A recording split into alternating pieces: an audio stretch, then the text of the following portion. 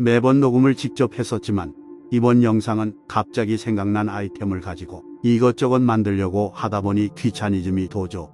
AI 나레이션으로 대체하겠습니다.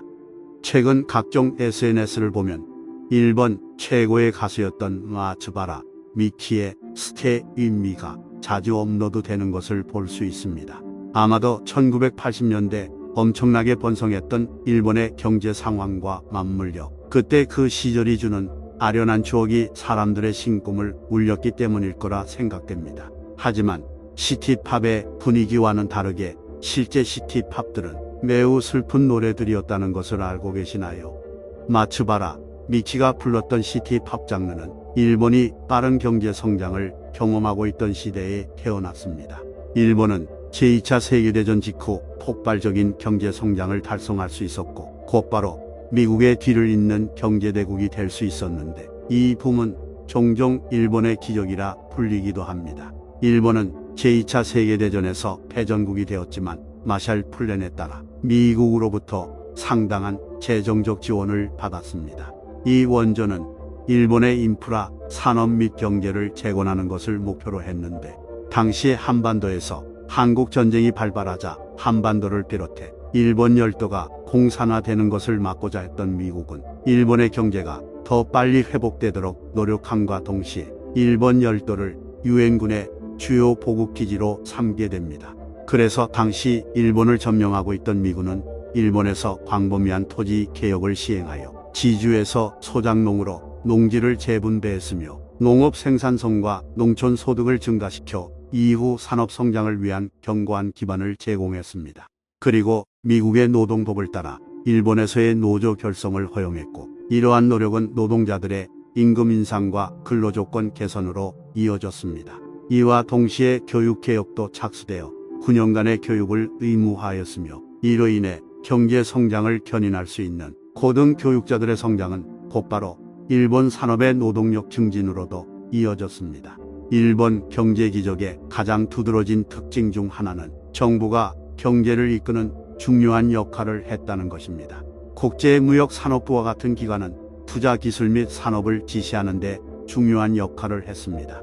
정부는 신흥 산업을 보호하기 위한 정책을 채택했고 첨단 기술에 대한 접근을 용이하게 했으며 전략적 계획에서 민간 부문 기업들과 협력했습니다. 그리고 여기서 생산되는 재화는 곧바로 기술과 품질 향상에 많은 투자로 이어졌는데 이 당시 철강, 조선, 자동차, 전자와 같은 산업들은 지속적인 개선과 품질의 혁신에 대한 집중으로 이어졌고 대부분의 기업들이 전 세계를 아우르는 기업으로 성장하게 됩니다.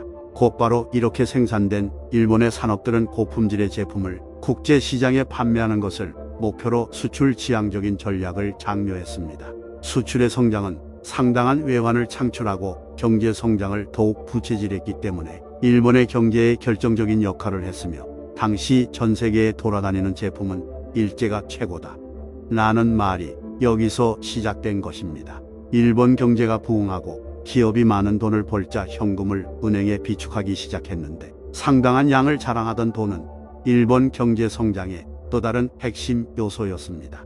이러한 노력은 산업 및 인프라에 대한 투자를 위한 자본을 제공했으며 일본 기업들은 또한 연구 개발 및 자본 장비의 수익을 재투자하여 추가 성장을 주도하기도 했습니다. 그리고 이 기간 동안 고속도로, 항구 고속 신칸센 열차 등이 등장하기 시작했으며 네트워크를 포함한 중요한 인프라를 개발. 이것은 국내 교통을 향상시켰을 뿐만 아니라 경제 활동과 효율성을 지원했습니다. 하지만 이 놀라운 경제 성장과 변화의 시기에 늘 좋은 일만 있었던 것은 아닙니다. 급속한 산업화와 현대화는 환경오염과 사회적 불평등을 초래하기도 했는데 일에 대한 집중 즉 가로시로 알려진 과로 문화가 만들어졌으며 이는 문자 그대로 과로로 인한 죽음으로 해석될 만큼 일본의 버블 경제에서는 보이지 않았던 매우 어두운 이면이었습니다. 과로사라는 현상은 일본에서 중요한 사회적 이슈가 됐으며 긴 근무시간 업무 스트레스 그리고 사회적 문화적 기대를 포함해 일본의 기업 문화에 깊숙이 뿌리 박히게 되었는데 당시의 일본은 여러 선진국들 중에서도 특히 평균 노동시간이 가장 긴 나라 중 하나였습니다. 일본의 많은 직원들이 계약 시간을 크게 초과하여 일하는 것은 흔한 일이었으며 이러한 긴 근무 시간의 문화는 회사에 대한 헌신으로 보일 수 있지만 반대로 일과 삶의 불균형, 신체적 피로 그리고 만성적인 건강 문제의 원인으로 이어졌습니다. 뿐만 아니라 일본의 기업들은 직원들에게 높은 기대치를 부여했으며 충성심, 의무감, 인내심을 강조했습니다. 매우 엄격하게 목표를 달성하고 충족해야 하는 지속적인 압박을 주었을 뿐만 아니라 노미카이, 즉 회사 술자리라 불렸던 지속적인 회식은 높은 스트레스 환경을 조성할 수밖에 없었는데 때문에 과도한 업무에 시달려 자살하는 직장인이 늘어나기도 했습니다. 그리고 이러한 시기에 태어난 시티팝은 당시의 시대상과 변화를 반영했습니다. 이 시기 일본인들이 느꼈던 낙관주의와 경제적인 부 그리고 풍족함이 주는 도시 생활 방식이 시티팝 장르로 구체화되었습니다. 시티팝은 팝펑크, 재즈 그리고 R&B로부터 많은 영향을 받아 다양한 음악 스타일을 혼합해 탄생되었으며 1970년대와 1980년대 동안 엄청난 유행을 이끌었던 전자음악 요소들을 통합해 만들어지기도 했는데 당시에는 획기적이었던 신시사이저가 가미되어 더욱 세련된 사운드를 만들어냈습니다.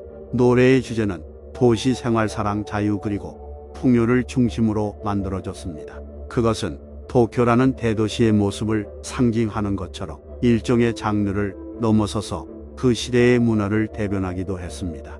그리고 이때 수많은 시티팝 아티스트가 탄생하게 되었고 야마시타 타츠로의 포유, 타케우치 마리아의 플라스틱 러브, 미츠바라 미키의 스테 유미가 일본을 비롯해 미국의 수많은 청중들을 사로잡게 됩니다. 하지만 시티팝의 번영은 오래가지 못했습니다.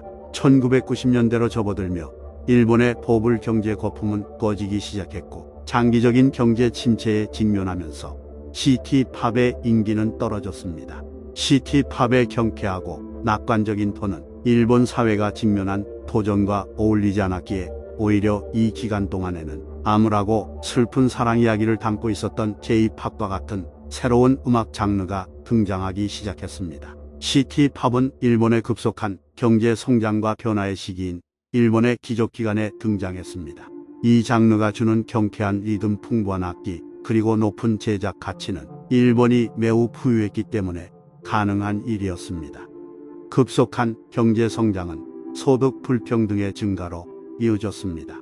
일본은 번영하고 있지만 모든 사람이 동등하게 혜택을 받는 것은 아니었기 때문에 대부분의 시티팝 가사들을 자세히 살펴보면 의외로 비통함, 외로움, 그리고 우울함 등이 주요 특징으로 만들어진 경우가 대부분입니다.